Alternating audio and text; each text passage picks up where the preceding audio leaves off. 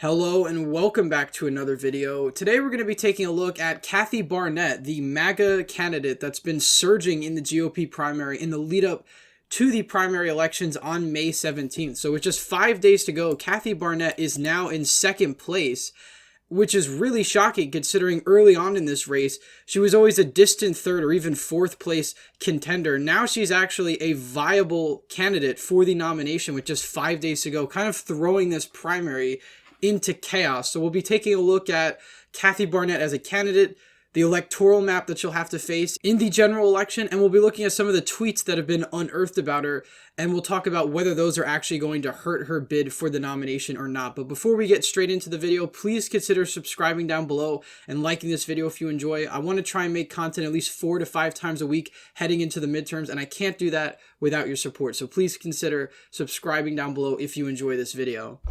So looking at the primary as it stands right now, we have David McCormick in third place now with 20.3% in the aggregate, Kathy Barnette in second at 21%, and Dr. Oz at 23.3%. His lead, by the way, is shrinking. He's at 2.3% now in the RCP aggregate. He was at 2.7% before the latest poll came out.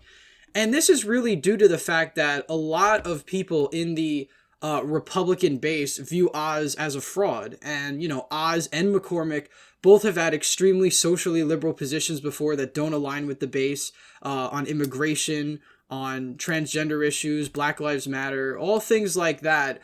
Oz and McCormick have not been in lockstep with the Republican Party until very recently.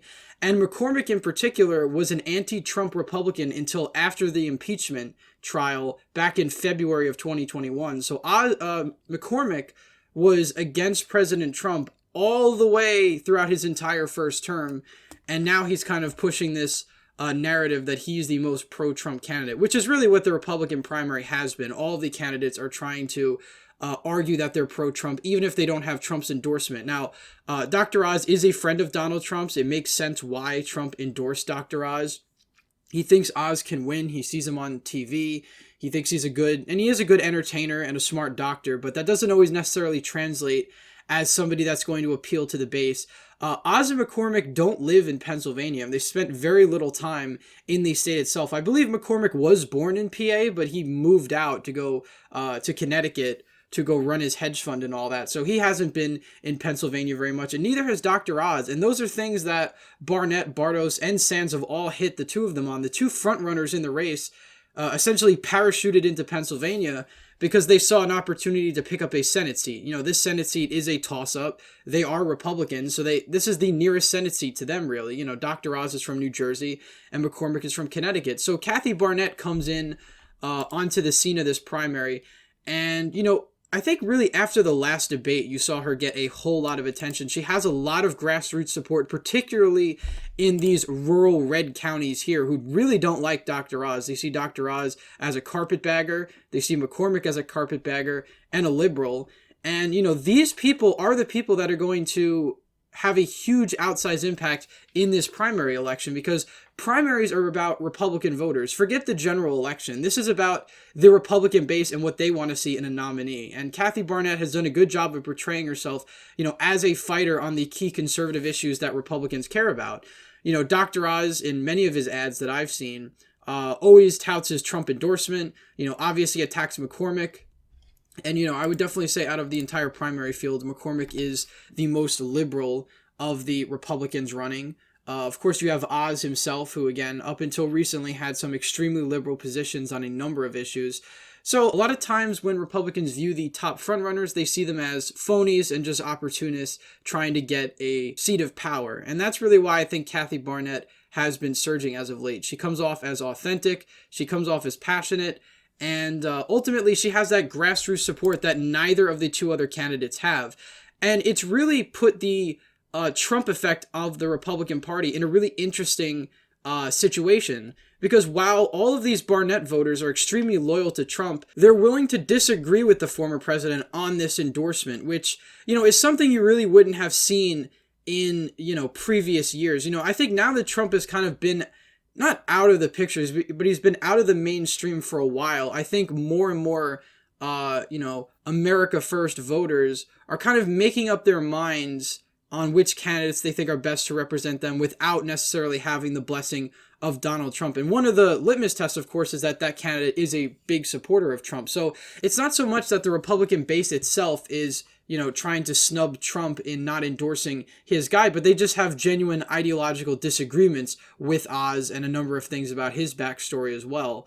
So I think it's really interesting to see this play out, that you have a large segment of the Republican base that really doesn't like either of the two other frontrunners, Oz and McCormick. And, there's a decent chunk of Republicans that won't vote for McCormick if he's the nominee. And there's a smaller but still sizable number of Republicans that won't vote for Oz if he's the Republican nominee. Now, obviously, these two candidates are incredibly strong because they have millions of dollars at their disposal.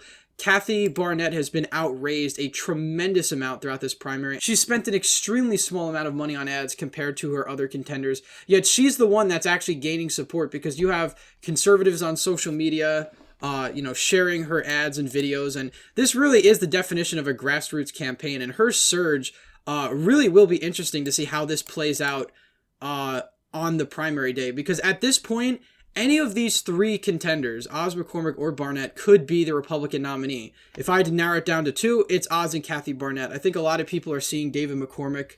They're looking at his past record, and a lot of Republican voters aren't going to support that, even though McCormick has the backing of the former Trump-endorsed candidate, Sean Parnell. He has the backing of Ted Cruz, Mike Pompeo. I don't really think that means a whole lot. And on the governor side of things, which I'll make a separate video about that, I'll either release that tonight or tomorrow, depending.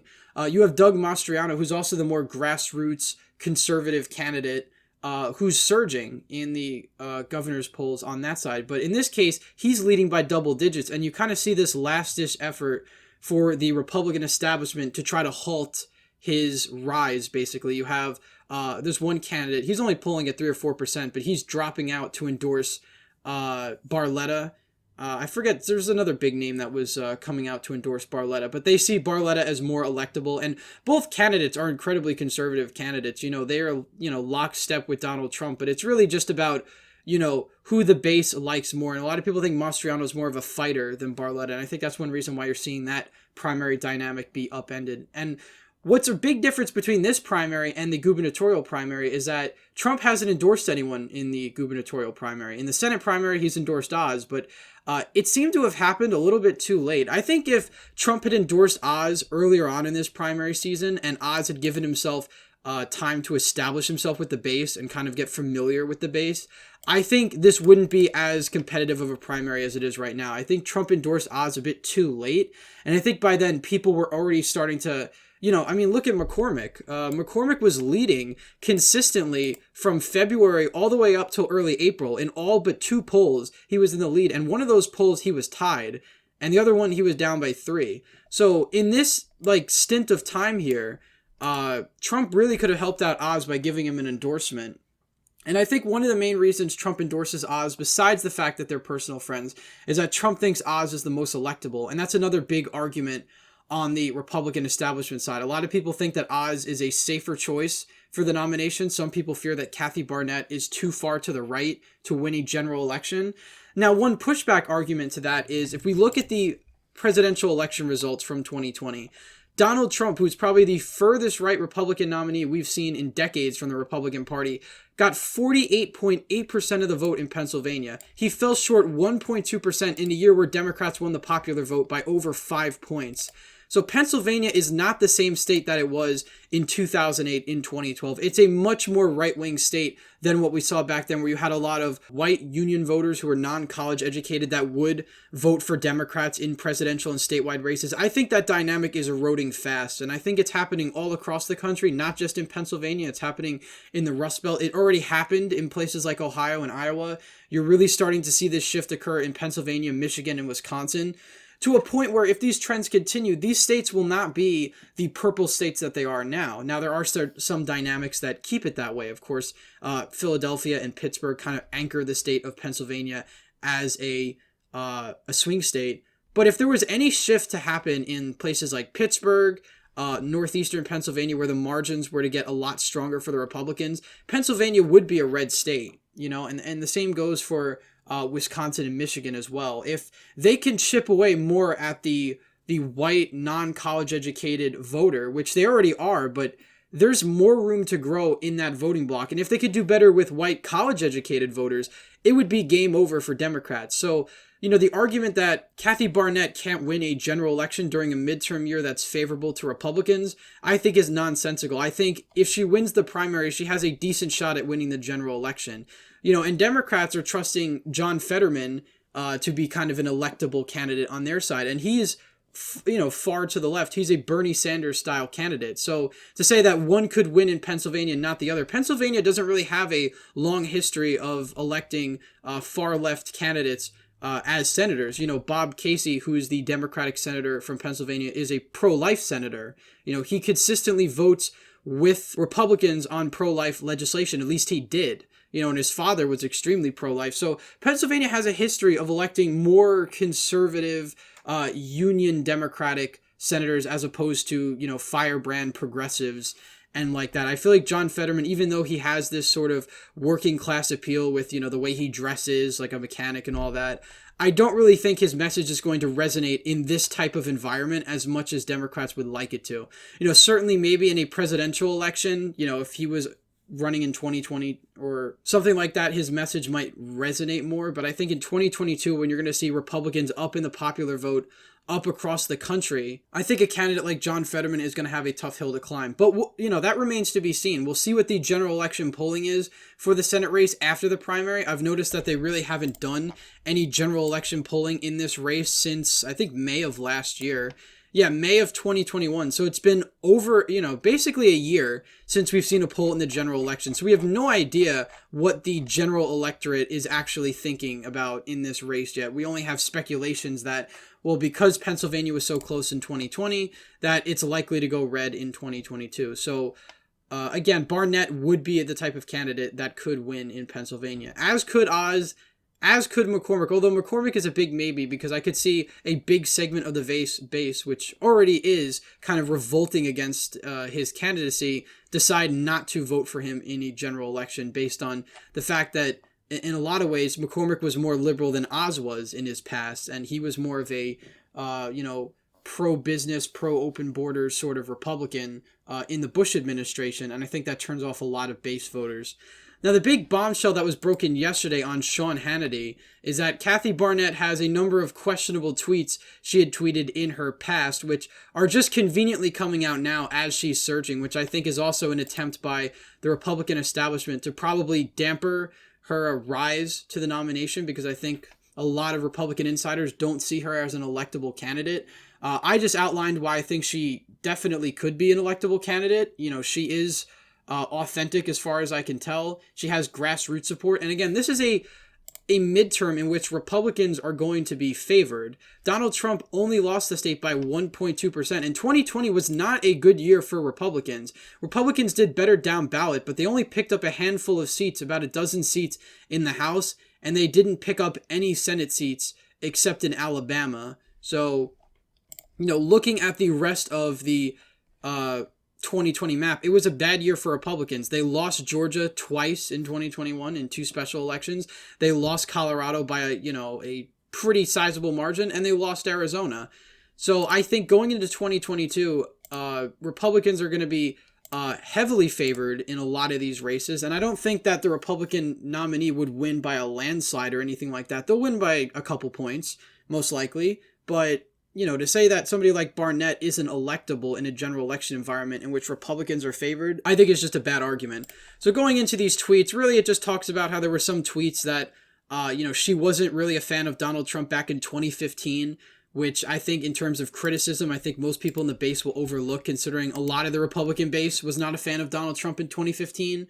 If you look back at what a lot of Republicans were saying about Trump during his climb to the nomination, it was very, very negative for the most part from a lot of big names. And as Trump gained more momentum, as it was clear that he was going to be the presidential nominee, they started to change their tune and they started to fall in line behind Trump. So I think, Barnett's tweets from 2016 aren't really going to affect her very much. And, she has some other tweets where, she said some things about gay people and Muslims and all that. And, I'm pretty sure she's disavowed all these tweets. I don't really know if these are going to have a big impact in terms of her rise to the nomination. So, and basically a lot of Republicans just see Kathy Barnette as an untested candidate. You know, the only electoral experience she has is in a House race that she lost by 19 points. Now, something I'll note about this House race, though, if we take a look at the congressional district in which she ran in, she actually overperformed Trump. So contrary to what people would think, she was running in a district that Trump only got 37.4% of the vote. The Democrat got 61.5%. If you look at her House results, she got 40.5%. So she overperformed Trump by about 5 points in this election. So I think this only helps her electability argument in saying that she's able to get some suburban voters that otherwise, you know, don't like Donald Trump, but would vote for her. And I think while that'll be less of a factor this time around, considering, you know, she's running a very right-wing campaign, this is all about getting the base to turn out. And if you could just get this 48.8% of the Pennsylvania electorate to turn out more than the 50% in a midterm year that's going to favor Republicans, that's all it really takes to win a general election. So ultimately, we'll see what happens with Kathy Barnette. I'm very excited about this primary either way. I hope to be live streaming on the 17th, so stay tuned for more updates about that because, you know, not only do we have the Pennsylvania primary, we also have the North Carolina primary, and Pennsylvania is one of the most important states in this midterm election.